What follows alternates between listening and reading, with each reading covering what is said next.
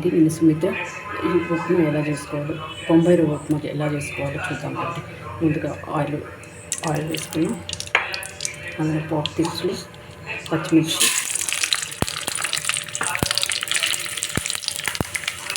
అందులో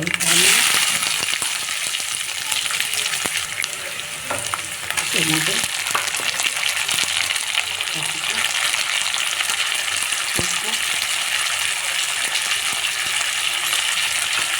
కరివేపాకు, ఇప్పుడు వాటర్ యాడ్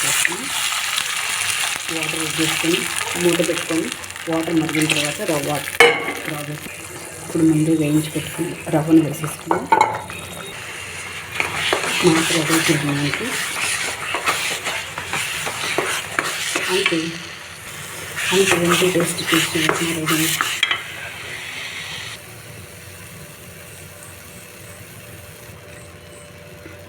ఓకే, బాయ్ అండి.